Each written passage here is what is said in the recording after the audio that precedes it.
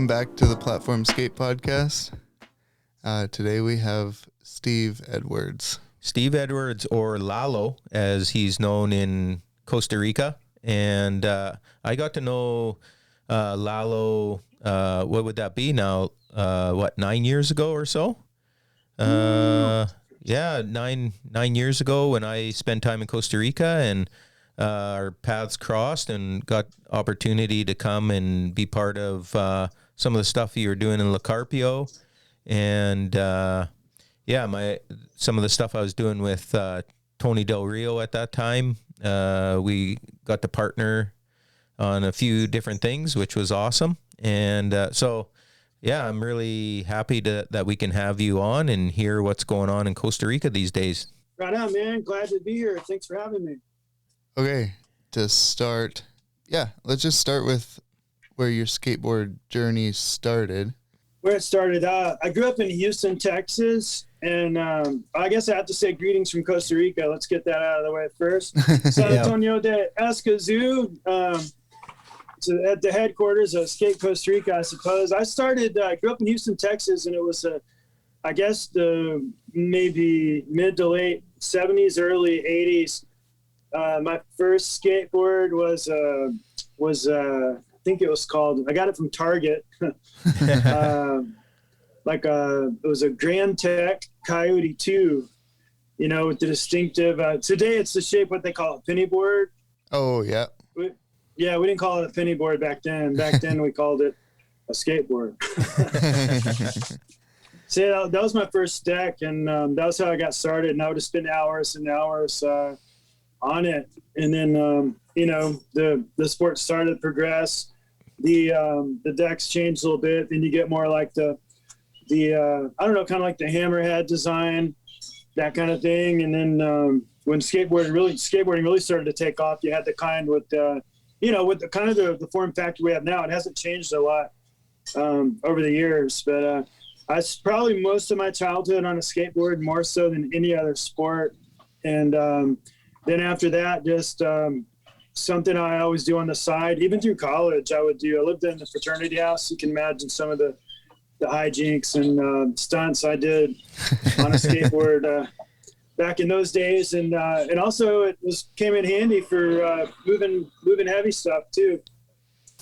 And it wasn't until I came into the mission field, place called La Carpio. It was a ghetto. And we were doing soccer and things like that. And the mission team came in and gave us skateboards, but there was nowhere to skate. We had a kind of a cement sport court, but there was nowhere to really skate. It wasn't that good of a surface. But then the city came in just maybe a couple weeks later. This was December of 2005. City came in, put in asphalt, and we were skating on it right away. The heat was still coming up from it, homemade fresh like mom's, and we were skating on it right away, mostly downhill. And that was kind of where it started in La Carpio. And I think I was about 37 at the time. But yeah, we would do that, but it was still a side thing. We were doing mostly soccer at the time. And then a guy who's passed on, his name was Ricardo Argudo. He was helping to mobilize people here in Costa Rica with skating. And he used to call me to help with their program on Saturdays, but we were doing soccer on the global domination route. I still don't know much about soccer though. I was a good water boy and washed the uniforms and I was like a glorified soccer mom. We had a little ghetto soccer dynasty. But then 5 years, I moved over to the place that Ricardo helped start. And skateboarding just really started to take off. There's a lot of kids. We had a rail in a box and about a half a dozen kids. And I would just go down there with my camera and, get baked in the Central America sun and just take pictures of the kids. And it multiplied. And we made skateboarding bigger than soccer at that place, which is a sin in Costa Rica. But we had a guy named Nathaniel that came in. He's in Germany now, but he was our first ever skate intern. Came in and we got into trouble there. Got the boot, and that means you're doing it right. If you're in skate ministry and you get the boot, that means you're doing it right. And your ministry is about to multiply and expand to multiple locations, and that's what happened. And then 2012, we did a few city events here in Costa Rica, city-wide events with Ricardo, and a lot of the different skate ministries would pull our ramps together, and we brought in like Tim Byrne, Judd Held, Uriel Lubecki, those guys. And my right-hand man who's filming us, that's where I met him pretty much, was it 9 years ago? 9 years ago this month. We've been working together ever since. We founded Skate Costa Rica in 2012. So it's been a lot of fun, but I'm 53 now, so I don't really skate anymore. Is that Yoel behind the camera? Yes, that is Yoel behind the camera. Come on, get it. Let's see your face, Yoel. Oh, you have to. I can't. Saludar. Here he goes. Aquí o allá? There, that one right there. Yeah. Oh, get him in front of the iPad too. I want to see his face. Oh, here we go. Hey. Yeah. Good to see you, Yoel. Yeah, he. And here's on a side note. We started. I don't know how long ago. But we've been training Brazilian Jiu-Jitsu, just to, I don't know, for something to do. And we just got our purple belts today, just this morning. Oh wow. Oh. Yeah. I don't know what purple belt means, but sounds cool. Yeah, you go white and then you go blue and then you go purple, and so it means you maybe got a few moves, and so I'm 53 now, and so not bad for an old guy. For sure. But anyway, yeah, but yeah, we so I met Yoel at that event, and citywide event, and he had he's the tallest kid, but he had a group of kids following him from Escazú, and I'm like, what's going on there? So started talking to him. And when I had the chance to move to Escazú, and people that believed in me or had the vision, I thought La Carpio was just going to be my little pond, my mojo. I didn't have enough belief in myself or the vision to take it outside or go national. But other people that believed in me did. And so I asked him if he was down for it. And in the Bible, there it mentions the hijo de paz in Spanish, or the person of peace. Usually we hear about like shake the dust off, but before that it talks about, when you go into a pueblo, find someone that welcomes you into their home, let your peace rest upon that home. If it does not, let it return to you. And so they call it the person of peace, or the hijo de paz. And that's the person you can build with. And that was what I really felt God lead me to do. And it's worked out, 9 years. We incorporated under the name Saint Danger a few years ago, the patron saint of everything dangerous. And we have a skate team now. Most of the guys on our team are ghetto boys with low resources, but really strong character, and the kind of people that fit that category, the person of peace, that you can invest in, and the people that others will follow. And when you do it that way, you kind of have an instant movement, and just kind of things kind of happen naturally, and you tap into that flow. Nice. So, yeah. So you're talking about two areas, La Carpio and Escazú? Yeah. And that's the two areas that you've been doing skate ministry in? Yeah, we kept our thing going with we called it Skate La Carpio, just kind of as a joke, because I went to Texas Tech, and that's in Lubbock, and there's a Texas Tech here in Costa Rica now, but Lubbock is flat, and there was an ad campaign when I was in college called Ski Lubbock, which was kind of funny because nobody goes to Lubbock to ski, but the promotion was like, buy your gear before you go to like New Mexico or wherever to ski. And so we're in La Carpio, and I just thought Skate La Carpio would be a good name, and so we started doing that. But then when it grew, we figured, hey, Skate Costa Rica, because it's like, well, what do you do? We skate. Where do you do that? Costa Rica. So it just kind of fit.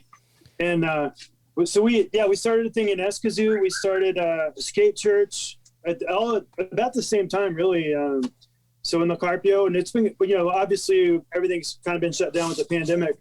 But so we've had a skate church in La Carpio for several years now. And then also here in Escazú. And then there's another place in Berlin, which is, say, closer to the airport. So mostly on the west side. So, skate church in multiple locations. And it's just 2 hours. The guys show up and skate at your icebreaker when the energy dips after that first hour. Get everybody together. We pass out Bibles. They're literally the same translation, Dios habla hoy. if they're on the same page and a practical message they can apply in their life right away. And then we pray and skate for the rest of the second hour, and they get a lot of pictures in the meantime, and sometimes videos. So yeah, we've done the skate church thing, and then we've helped. I think you might have been on one of those trips, Steve. But when the Canadian fellers came down here, was it Kyle Dion? Is that his name? Yeah, that's right. Yeah, from New Line. That was a really good contact for us, because when we first moved to Escazú, we were going to try to lobby the municipality for to help to build a skate park. And they said, "Oh, we're going to build a skate park. Do you want to see the plans?" And it was a train wreck.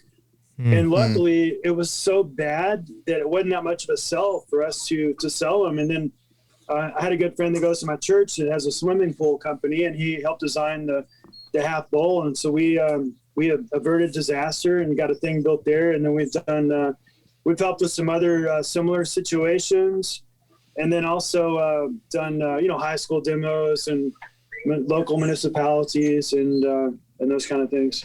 And then last year we started a foundation called Another Brother Further. So that's like our tax-free or a nonprofit side. And then we're also beginning to help people in multiple sports too. Other sports like boxing. We have a national champion boxer, downhill mountain biking, judo, things like that. Okay. Can you give us a little bit more description of those communities like La Carpio, Belén, and Escazú, just for people that wouldn't know? Yeah. So La Carpio is probably the most ghetto by far of all of our locations. La Carpio's been there around maybe 20, 25 years, mostly Nicaraguans. It was kind of an overnight population explosion. And the majority of the people are workers, salt to the earth, manual labor, hard workers, do the jobs nobody else wants to do, but nothing good ever makes the news. So there is a lot of gang activity and gangsters and violence and all that kind of stuff. Like when I had my soccer team, I had two teams. The 15 to 20-year-old team had gangsters on my team. One time I had 8 players in jail who were like for 2 months. So I just brought up the little players and driven countless gunshot victims to the hospital, and more dead friends. A lot of kids that never saw 17. It's a pretty rough area, but we have a church there that we partner with, and we're in their multi-use building. So it works out pretty good once a week. And then Escazú is that's where I am now, San Antonio, Escazú. So it's more, I'd say more upper scale, but still the skate community. You have a lot of kids with single parent families and those kind of things. And then in Belén, that might be our best location, because it's and the way we do it, everywhere that we do a skate church, we have ramps there. So in Belén, we had a full skate park, full mobile skate park, and the church looks more like a basketball arena than a church. So that's a really good location, and it's under with the roof on it. So during the rainy season, works out really good. And then if we do any demos or high school demos, we just look at the map, and they usually provide transportation. So we go with whatever the local. That's where we mobilize out of, the closest location to our demo. That's where we mobilize our ramps out of. Oh, okay. Yeah, just going back to La Carpio and how rough it is there. I remember coming to help out with the skate church there, and one particular memory was Jimmy showing us the gunshots in the door of the place next to his, that had happened the night before or something. Yeah. Yeah, and there's, in fact, in La Cuarta, the 4th bus stop, there's the corner of a building, there's a monument or like a plaque dedicated to some kid, and nobody knows who he is. Because if you look at the dates, he only made it to 1 year of age, and what it was a stray bullet just going through the corrugated tin on the side of the house. Yeah, but I know kids with bullet holes in them too. So the gang activity, stray bullets. Yeah, it's a pretty rough area, but at the same time, there's a lot of really good people there doing good stuff too. Yeah, for sure. Yeah. So what would you like? I guess for me, as somebody that has been in the country, and like I've been to La Carpio, I've been to Escazú, and it just seems like two different worlds. And so what is that like for you to live in both of those spaces? I don't know, because I never, my first 7 years I lived at a place like behind a gated whatever with a guard, but here it's like a Franciscan, the Franciscans live right in the middle of town, and here I am in the middle of town, the town square. So like anybody can walk by. I never really lived in La Carpio, but I think one of the things that helped me when I first went to La Carpio, so I did not really know how dangerous it was. God called me. I said yes.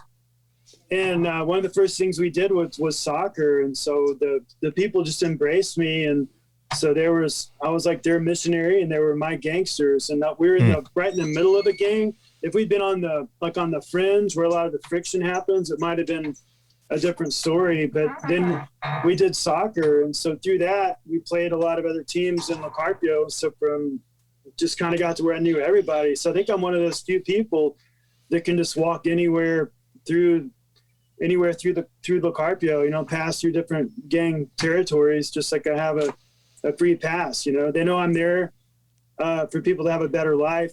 And I think the gangsters know that, because they want their younger brothers and cousins to have a better life than they did, and they don't really want them to go that way.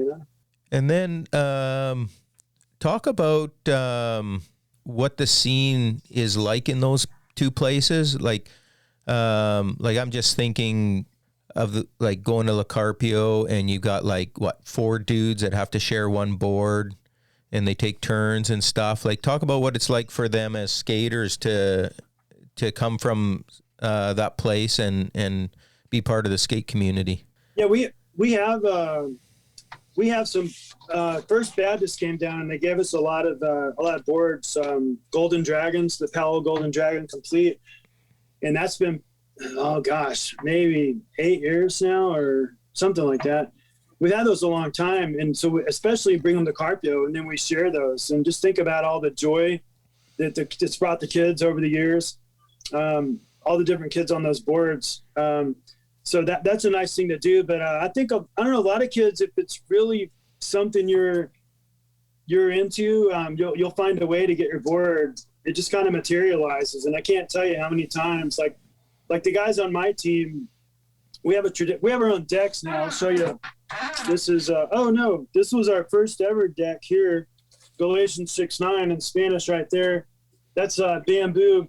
We retrofitted the Golden Dragon, and then this is our latest one with the Saint Danger logo, our logo, our homage to death itself, because one thing that unites us all. And we've retrofitted those a few times. We have a tradition with our crew.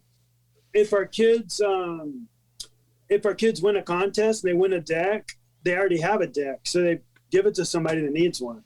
Right. Or if one of our guys, is ready for a new deck, they give their old one to somebody that needs one. And it's just a cool thing with the skate community. If there's somebody in need, it just, whatever they need just kind of materializes. One of the proverbs I'm noodling on lately, I can't think of anyway, it says your gifts will make room for you. And it's just, it fits with expansion theory and abundance, but your gifts will make room for you. So you go out and do what you do, and it just materializes. Yeah. And I got to see that firsthand when I was there too, how these boards would be so thrashed that in North America, nobody would even think of using them. And when the dude got a new deck, that deck would still get passed down to the next kid, and he was stoked to be able to have something to ride, right? Even though it's something that we would never even think of riding here. Yeah, and shoes too. I mean, you see kids I've never seen anybody wear holes in their shoes to where, they just think they're back on their feet again, I guess. I've never seen anybody do that. And really what these guys, the guys on my crew, they've seen me skate, and there's videos or pictures of me skating in the Carpio from over a decade ago. But really, I wouldn't even call myself a skater now. I feel like it'd be an insult to guys on my crew, because what they bring to it, the level of passion, the slams they take, everything they bring to it is on a whole another level than anything than when I was younger. And so it's pretty cool to still be a part of it. But yeah, what they do and especially in the ghetto areas, it's just they have a raw passion that it's just hard to find anywhere else. So yeah, pretty fun to be around people that are really passionate about what they do. Makes for a good dynamic. So you mentioned that you don't skate. So how did you get into skate ministry then? Like, what inspired that? Just the culture, or? Let's see. I don't skate anymore. Right. I mean, maybe a little bit, but no, let me see, it was 2000. I'm in La Carpio in the ghetto, 2005. Mm-hmm. We get skateboards, we start skating. So it's like mostly downhill. And a lot of times when I get there, like if I didn't have a car, I'd ride the bus. So the fourth bus stop, it's kind of like dropping in, it kind of goes down. Once they put asphalt on it, that's how a lot of people first knew me, was that crazy gringo dropping in. And so it was like, downhill the whole way. And then so it kind of and there might have been some videos on YouTube, so kind of got me noticed, and then people were reaching out to me. And then there's a place at the very end of La Carpio, and this guy, Ricardo Argudo, he called me all the time if I could come help them because they didn't have a leader. And I went down there. I retired from soccer and just spent all my time with the skaters and taking pictures. But I mean, I can still skate. I just can't, I'm 53. You can't really take a slam anymore. It takes me way too long to get right. Yeah, maybe. But I've always been, but I would imagine more than any other sport, I've spent more time on a skateboard than any other sport. And what I love about it is there's been studies, like Google has done studies on what makes a productive team. And there's a few things, like I imagine any skater can remember the first time they went to go skate in public, go skate with the big boys. And you're like, I'm prepared. I'm going to go home in shame, but I'm going to go for it. Today's the day. And so they go, and what they find is a support group. They find mentors. And so that's a pretty cool team dynamic. And then another one is, an order where to the outsider, it looks like chaos, but if you sit there and watch, there is an order to it, people taking turns. And then that shared vulnerability. And so really skaters are part of a better dynamic than most people experience. And even in the business world, it's a lot better dynamics. There's a lot of kingdom dynamics in place, and then another thing that I'm a big fan of is the growth mindset, like Carol Dweck. And it's, I just call it the big disconnect, because the way a lot of skaters skate is with the growth mindset. It's not a question of if you're going to fall, but when, and getting back up. Yeah. And, I used to, my soccer players, I mean, who am I to, I didn't want them to flop, but who am I when their heroes do it on television? And then so you got guys that land on grass and they lay there, and then you have skaters that land on cement and they get back up and do it again. Mm-hmm. And it's not because of the joy of landing on cement, trust me. But there's there's just certain things going on in the brain there, and that's like their drug of, it has four wheels on it. They get all that satisfaction naturally. And so I really do like that. But the thing is, you apply with the growth mindset, if you do the same thing, say like a pedestrian walking down the street, if you fall in a hole, you fall in a hole, or there's an obstacle, it's like, oh, look what happened to me. And then you fall in the hole again. Well, life changes when you walk around the hole or when you jump over the hole, right? Right. But if you're a skater, what do you see? Oh, what trick am I going to do? Yeah. Yeah, exactly. And so that's what I really, really work with. I call it the big disconnect, because skaters already know. They already know. And if they could apply that mindset to life, they would fly. And even people in skate ministry, you go to places where there's other people doing, that have done skate ministry, and you're talking, pretty much everybody's been through something that the ideal thing set up. You know, I was made for this. This was the perfect ministry, and it fell apart. You know, and it's hard to get over. But the reason it happened was because it had to happen. And how are you going to trick off of it? You know, it had to happen. How are you going to trick off of it? And I know so many people that's happened to, where when you do rise above it, what happens, and what you're doing in one place, now you're doing it in 3 places. It's just like the gospel. The more you try to oppress it, you're reaching people that nobody else is reaching. The more you try to oppress it, the more it spreads. You know, it's just the way it is, and it's always been like that. So how do you build into your team? How do I build into my team? We make it harder. Sometimes if somebody's not going to work out, it's kind of hard for them to, to let them go. So we make it harder to get them on the team. So there's that. But pretty much anything I do, I clear with my right-hand man. And then dynamic is really, really important. And then we look for people that answer that question of not the what's in it for me, but that question that unlocks so many blessings in the kingdom. How can I serve? So we like that. Kids with strong character that you can build on. And then one thing we just started doing this year is we call it a personal growth opportunity. We make with the group, everybody has to do a presentation, and usually they'll get a topic maybe 5 minutes before they have to, what do they call it, present, where they have to present their topic and then ask questions. And most people, some do better than others, but a lot of people have the spirit of public speaking. So if we can get them to get over that and get to where they can present ideas in front of a group, especially people that are like, you know, getting you with like gotcha questions and that kind of thing, that really is a good personal growth opportunity. And then a lot of things are just on the way, different events we do.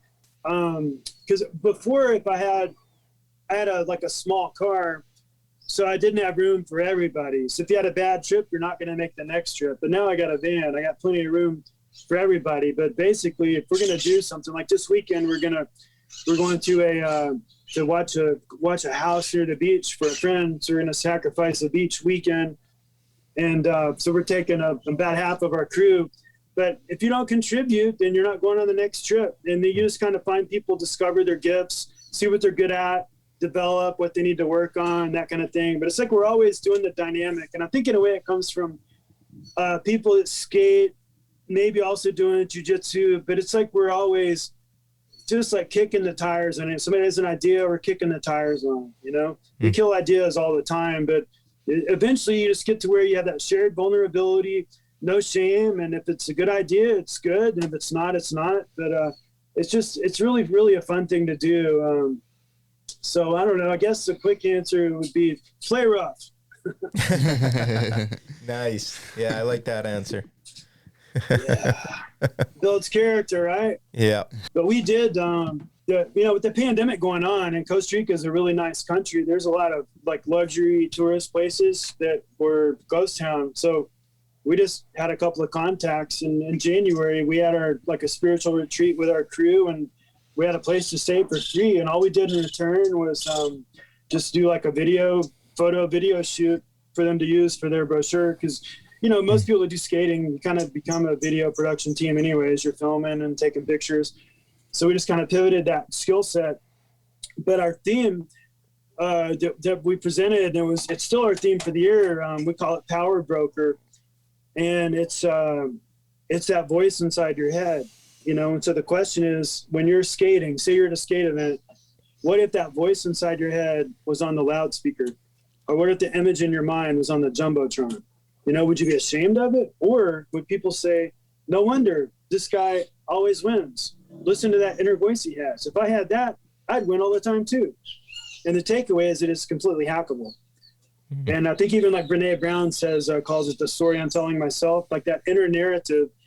So I think that's a really good thing to share. And if there's something I'd maybe put on the internet, I think that would be a good one right there, because it just something for people to think about, because it is hackable, and pretty much anything is hackable. And what's going on inside your head, there's already people hacking it with advertising and social media and those kind of things. So if they can hack it, you can too. And you have a better, more of an inside angle at hacking it. So yeah, the question that I was going to ask was, what value you see yourself adding to the local skate community? Value adding to the local skate community.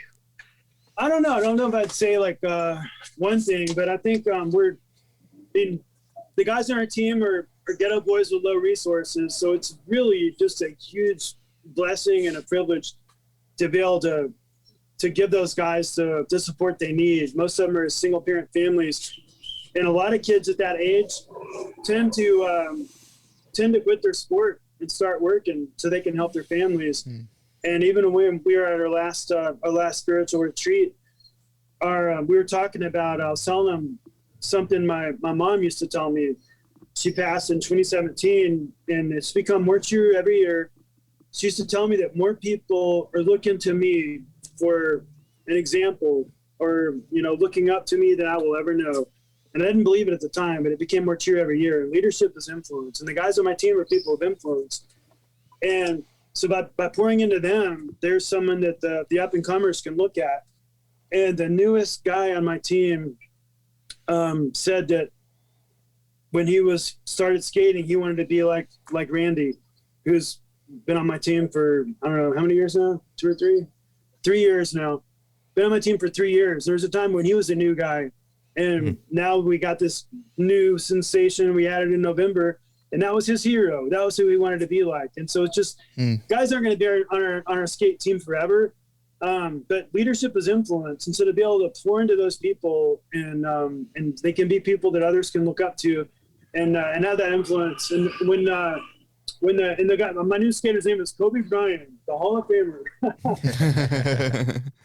Yeah, that's really his name. But when he said that he wanted to be like Randy, he wanted to skate like Randy, I just, blew me away.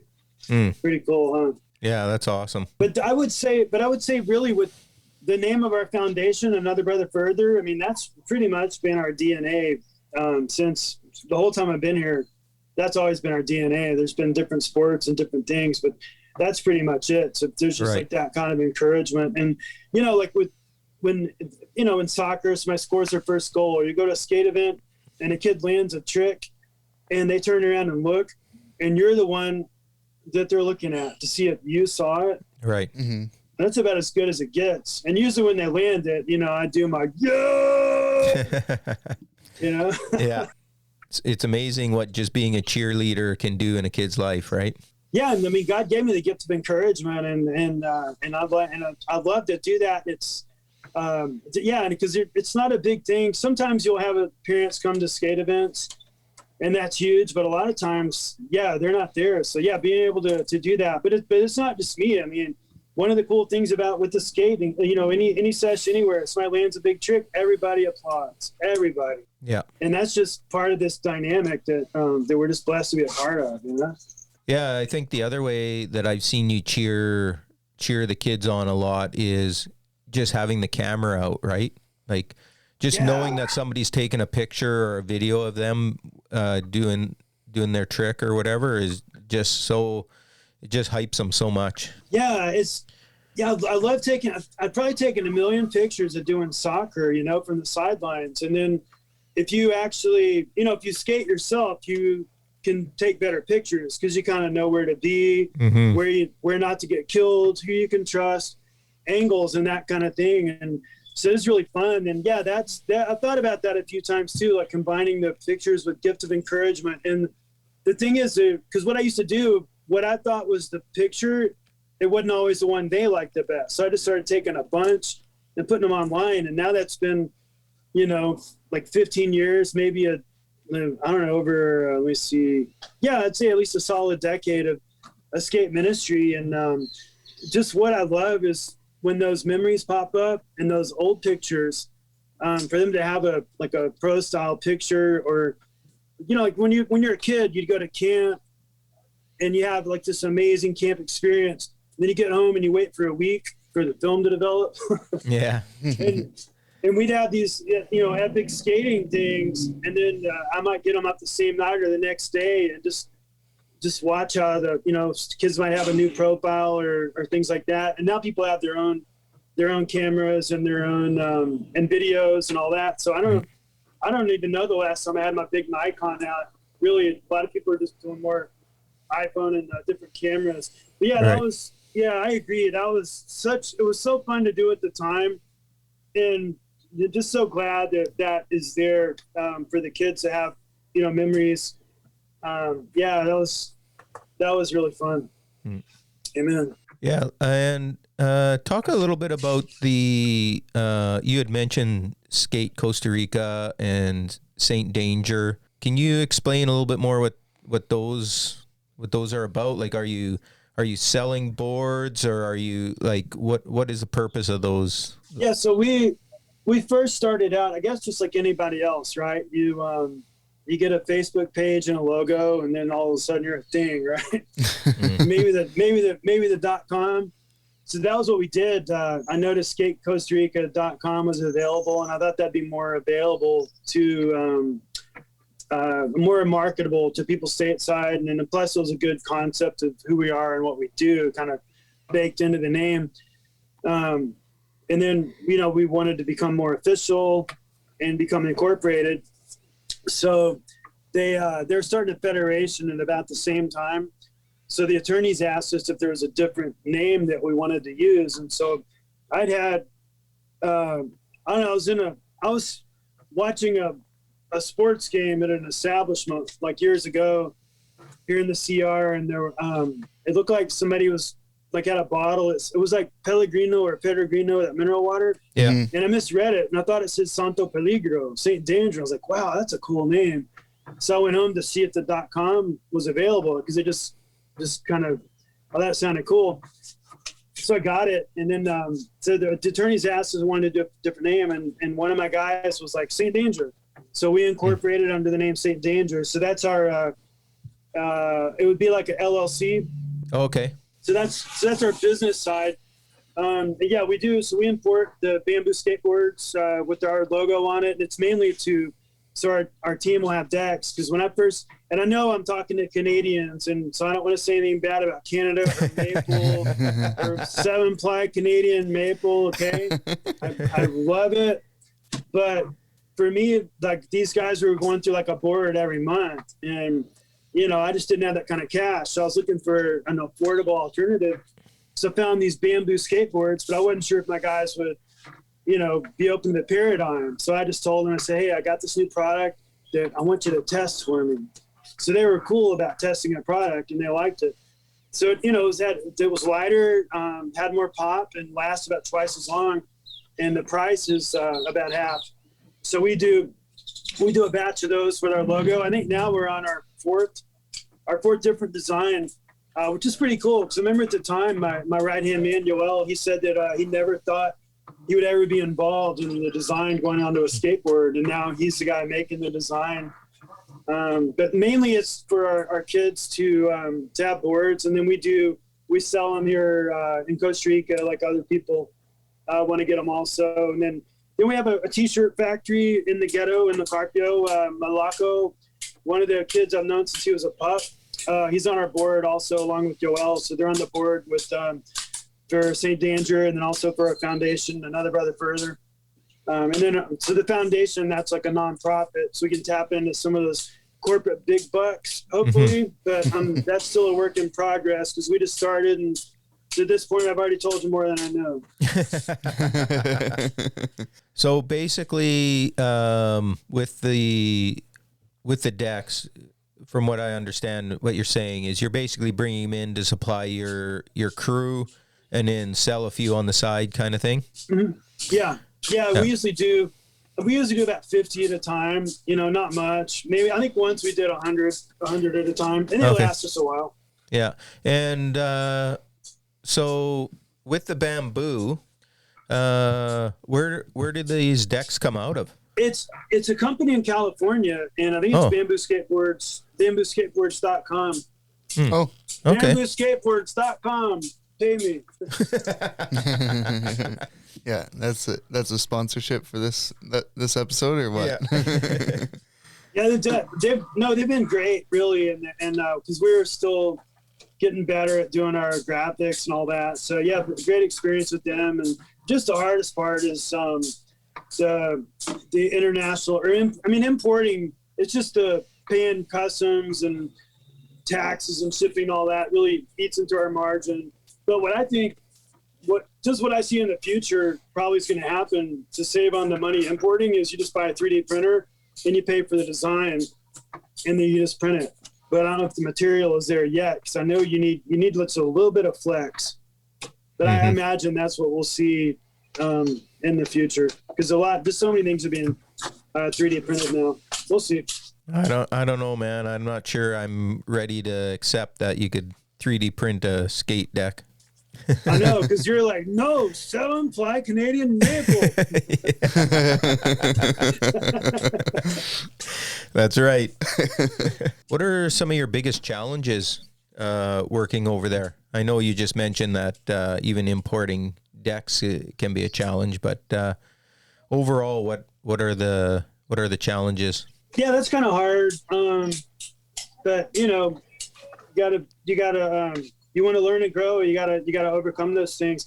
I don't know. Just got my residency, so that challenge, you can check that one off. I don't know. I think one of the most important things is to love what you do, because when you really love what you do, you're going to do hard things, and there won't be hard things because you're doing what you love. So yeah. I think pushing through the pain is just a great metaphor for life. Trying to feel as much pain as possible without damaging yourself, and pushing through that pain, because I don't know, like Stoic philosophy says, the obstacle is the way. So just never give up. But sometimes you have tragedies, and guys on the team decide to go down the wrong road and all that kind of stuff. But that happens, and I just think I go into it with the mindset of anytime you get somebody new on your team, there's like the romance and but the reality is, most likely some of those guys are going to break your heart, and go down the wrong road, or endorse the weed brand, or those kind of things. And it happens, and it has happened, but that's just part of the mix. But at the same time, you get so many when you work with hard cases and hard places, it's easy to become discouraged, because a lot of times the failure screams a lot louder than the people who are actually doing good, because the ones who are doing good, they're doing good, but kind of quietly. But I think just focusing on the purpose, and keeping it fresh, and push through adversity, overcome adversity. It makes you stronger, and never give up. I mean, this pandemic, this last year has been a real. I remember this time last year, conversations we were having. How are we going to make it till next month, and now here we are a year later, and we're in a lot better situation. I remember, if we had a prayer, it'd be like, Lord, we just want to thank you for having, milk in the fridge and a box of Captain Crunch on the breakfast table. And we know that by the end of the year, we will have 2 milks in the fridge and 3 kinds of cereal to choose from, because that's what happened. Yeah. It was hard. But we embraced the struggle. We embraced it, and we really focused our time to learn and grow. And, I was out on my bike every day, and I'm retired from the jiu-jitsu, and we just really, really doubled down on learning and growing and making that a priority. And I think if there's anything, a legacy I can share with the kids, it's that a lifelong love of learning and growing, and never stop on that. Because these days now, there's more information out there than ever before, more resources, and you can rise up, and you can learn and grow, and you do that. I mean, your gifts will make room for you. What is how big is your team, and what does the makeup of the team look like? Let's see. Right now, so I got my right-hand man, I got Malako, and then we have Joseph. He's one of our legacy athletes. He's an adult now. He does. Let me see. He's a national champion in the jiu-jitsu. Does downhill mountain biking, and also still skates. And then we got Larry. We've had Larry for maybe 4 or 5 years. Ghetto boy. He's learning and growing, doing pretty good. He's big now too. Big. Still skates great. Just an amazing ability. And then Randy, another ghetto boy, recently graduated high school, so we're very proud of him. And then our newest guy, Kobe Bryant, from another nearby area. And Randy and Kobe, they're both just like quick twitch athletes. I mean, I think most of the guys, or pretty much everybody on the team, they're elite athletes. And if you did like the NFL scouting, if you saw them off a board and like watched them walk, or just saw a picture of them, you'd be like, no, not that guy. Because some of them, like it's amazing their feet don't bang into each other when they're walking. You watch them walk. But some of that translates amazing to being on a skateboard. So that's kind of the mix right now. And then with the federation here in the country, we're about to crank back up. And so what we're going to do is there's a younger division of kids. And so there's one like 8 years old. There's 2 that are in that 8 or 9 or something like that. And so we're probably gonna include them when we go and do like the tour or the circuit or whatever the different events, the different dates they have. And then we're always pretty much the rule with on my team. Nobody on my crew, the people on my team never ask to be on my team. You know what I mean? It's like it just kind of happens naturally, or we're thinking, or this person just kind of appears, or they pop into the conversation. So pretty much if you come up and say, hey, Lalo, sponsor me, put me on your team. That's what they call me here, Lalo. It's like, well, it's probably not going to happen now. What was I going to ask? Oh yeah. I was going to ask if you're sending any skaters to the Olympics to represent Costa Rica. I don't know. I don't think we are, but, I don't know where that got. We had a federation, and they did, they got to I don't know, I think we had a guy in maybe the top 7, something like that. And then let me consult. ¿Alguien aquí que va para Olímpicos? No, de Costa Rica nadie. Oh, okay. So why not? No clasificar? No, okay. En Colombia no clasificar. Not Colombia? Es que ellos tienen que ir a eliminatorias en Colombia. Antonio Cambadas y estas zonas. No sé, man. Okay. Yeah, so nobody from Costa Rica qualified. And there was like some kind of deal in Colombia. Oh, I see. We had some guys in the thing, but because with my crew, when I did soccer, I might have put kind of maybe a little bit of too much, or maybe not too much, but the expectation was to win. Right. Right. Because we wanted to win the championship and take a picture and send it to the States and get more support and repeat and do it again. We did. But then when I switched to skateboarding, it just seemed like the dynamic was more creative than competitive. Right. Mm-hmm. And so now with my number one rule with the kids, if there's any event, is have fun. Have fun. And if it's your day, it's your day. And if the judge is blind, but have fun. But there's been times where, I've had 2 of my skaters or 3 of my skaters all on the podium, like in the junior division, and that's pretty cool. It's just like I could die right now. And days like that, I've lost track of how many of those I've had here in the country. So, I want the kids to have a good showing, and it's fun to have up and comers. But kind of what we pride ourselves in is we don't really look for like big national names, that kind of thing. We kind of look more for like up and comers. And people you can have a lot of good years of ministry with. Mm-hmm. That's kind of what we look for, and nobody else is really doing that. But I'm cool with it. I'm happy. I mean, my cup already overfilled a long time ago, and so I'm already good. Yeah, I agree, and that's one of the things that I appreciate is when our skate programs are more about lifting up the kids, not about just lifting up the good ones that look like they might get somewhere, right? But and you mentioned it earlier, just the kids with character, right? And those are the ones you want on your team, and that's awesome. Yeah, absolutely. And it's also something you learn over time, because sometimes some things you learn the hard way, but it's just like you can't build with just anybody, You just can't. You need those kind of people that you can build with, and just it's like there might be a skater that might look good on social media, but I asked the guys on my team, would you want to sit next to that guy on a bus for 4 hours? Yeah. That's a good question to ask. Yeah. Let's talk about the movie you guys were involved with. Oh, that one. Okay. So, yeah. So there was a casting. There was a local production company. They wanted to cast a movie, and we went to the casting. And one of my team writers at the time, Steve Lopez, we did a demo at his high school, and he'd been to the skate church in Berlin a couple of times. And we did a demo at his high school, and so he came and skated. Didn't even know we were coming, and didn't even have his board. So it just seemed like a natural fit. We added him, and then we went to this casting. He got cast for the main role.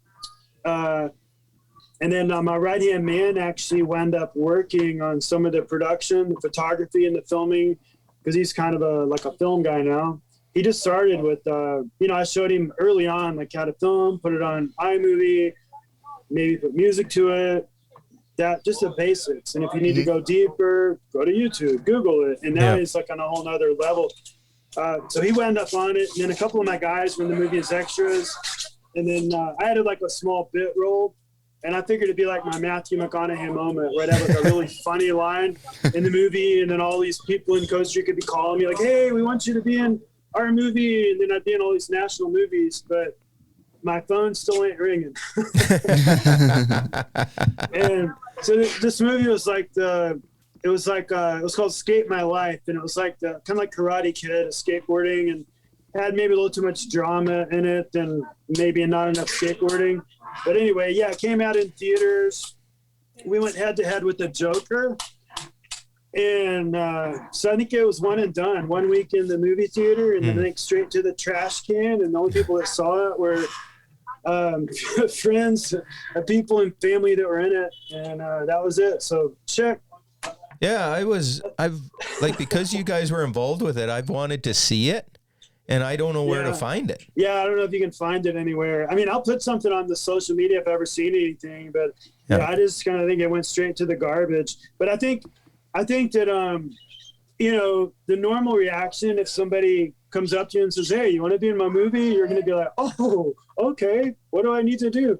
And now we're going to be like, if somebody says that to us, we're going to maybe start with some sign language and then say, let me read the script. Yeah. Be a little bit more discerning. So I don't know. Yeah. We'll see. Yeah, for sure. But yeah, check that one off. Yeah, for sure.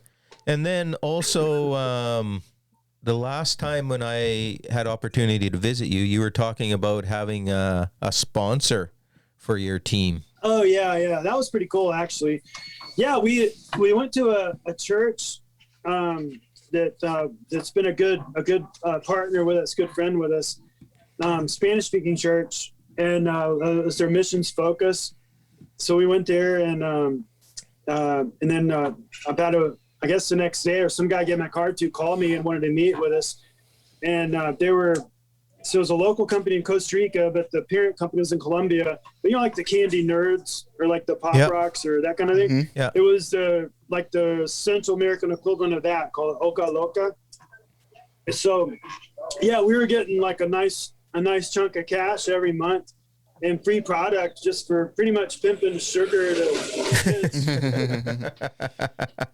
So that was pretty cool, I mean, I guess I can tell you now, but yeah, they're giving us like $500 a month, and we were just doing commercials and social media commercials and giving out product at skate events. So that was really fun. But then it ended, when the pandemic started.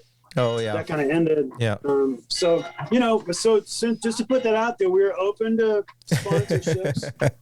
Right now, we're not ashamed of pimping sugar products and anything else. We're open to the conversation. Yeah, and if what is it, Oca Loca? Yeah. Yeah, if Oca Loca wants to sponsor the podcast, we'd be down as well. Really?